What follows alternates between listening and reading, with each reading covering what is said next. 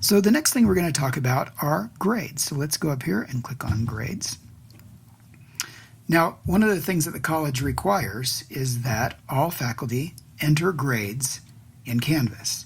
Now, you're probably looking at this thinking, well, but we use Canvas in my district and I put all my assignments in there and then I enter the grades, and then that way the student can access it and the parent can access it, and that just works better for me. The minimum within the college syllabus is that you enter the final grade. So in order to enter grades, you need an assignment in here to enter grades. Now I've got all of my assignments in here, but if you're going to use your high school Canvas for most of what you do, then what you're going to need to do is come here into the college's Canvas and create a new assignment for that final grade. So I'm going to go back here, let's see, click on this little hamburger menu up top, and then I'm going to go into my assignments. Now in your course, you're not going to see any assignments. I've got quite a few, but you're just going to click on Add Assignment. And this is, again, if you just want to use Canvas for the minimum grade requirement. You can call it Final Grade. Down here you can enter maybe the total points possible in the course, if you want to do that. Or you can ignore that field, I believe.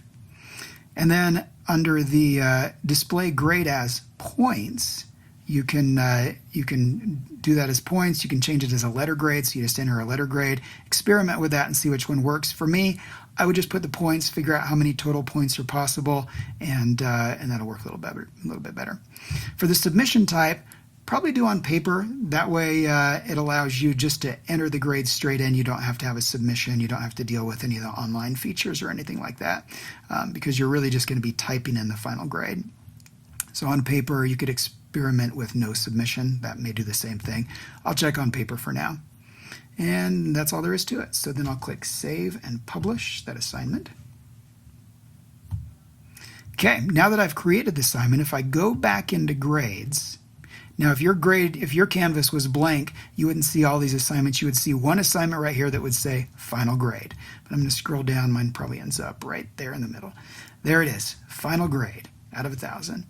So what you're then going to do is at the end of the term, after you've gone through and students have completed all the assignments through the high school Canvas, you'll pull up your high school Canvas, you'll pull up the college Canvas, and you'll enter whatever the final points are. So I'll say the student was pretty good and they got 900 points out of 1,000.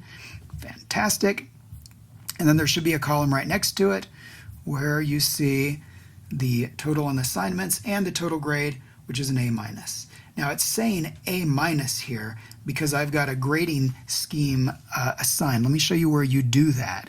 So if I click here, and this is really something that you should do before you set up grades, or before you enter grades, I should say, not necessarily set up. So if you go down to Settings,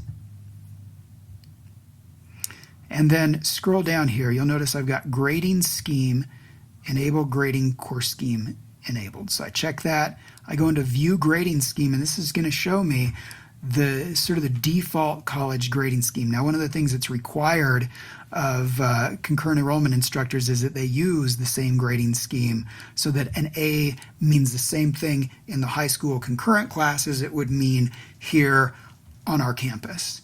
So just leave it at the default grading scheme, and then when you're back up here in grades, that's how that final grade is then calculated.